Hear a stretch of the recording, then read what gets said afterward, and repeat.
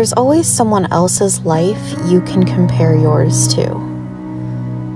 You can pick out all the things that you could do differently, things about yourself you can change or improve. Comparison can be helpful sometimes. I find it much more useful to follow your inner sparks of desire. I think that all gets buried though when we're following gurus or spending a lot of time on social media or even just looking at what the people around us have accomplished.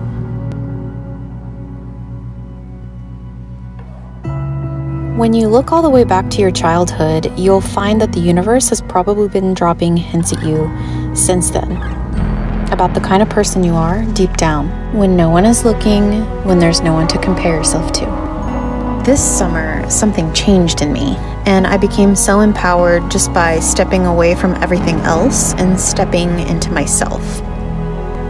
It's also a huge relief when you realize there's no one you even need to impress. And if you just keep showing up for yourself and the people who love you to the best of your ability, that will take you wherever you need to go.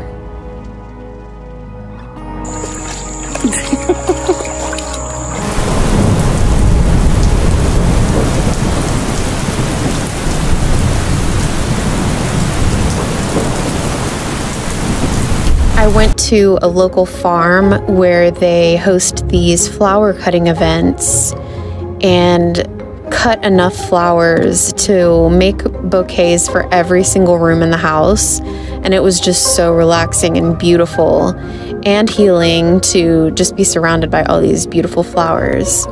I would love to grow that many flowers at home eventually. When we bought the house 3 years ago, we did start planting perennials around the house. We did a butterfly garden, and we've done a lot of different experimenting with learning just what likes to grow in the different areas of the yard.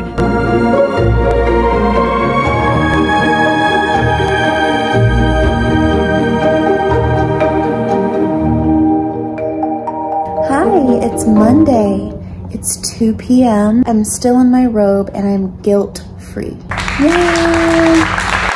I allowed myself the space and freedom to just rest. I lit candles, I got the house into a mood, and I just enjoyed it, you know? And last week was insanely busy, all 7 days of last week. Okay, I'm actually gonna talk to you guys about social media before I fall asleep. I've actually been going through my Instagram and I've been unfollowing quite a few people, and it's been a crazy mind trap.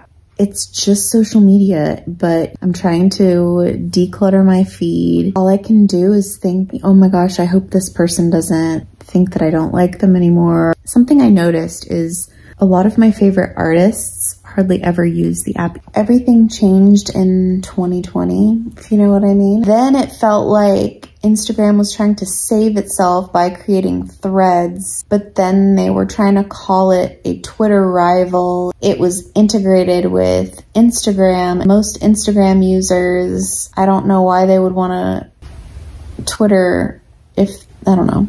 Threads just felt like a last-ditch attempt. I will never join Threads. No.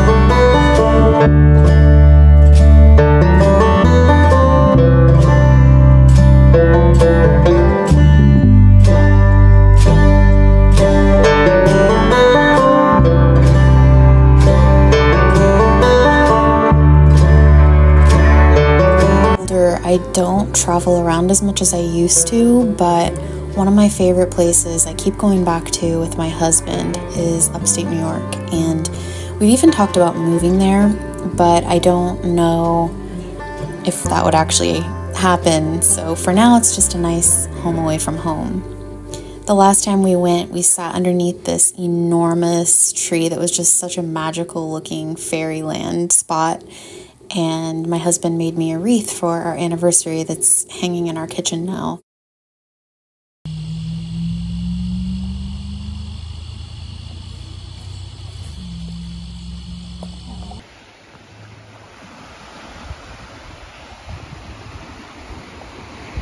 Last time we visited, I laid on a rock beneath this pine tree and just made a video of the view from looking up at it, just to remember the feeling of being so near to Lake Ontario.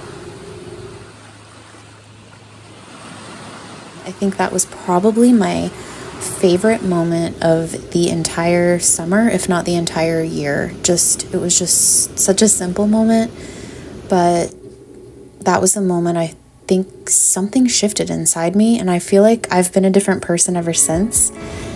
And I'm not really sure why. So many things have unfolded since that exact moment, and I can still feel the momentum. I can definitely sense that 2024 is going to be a really interesting year.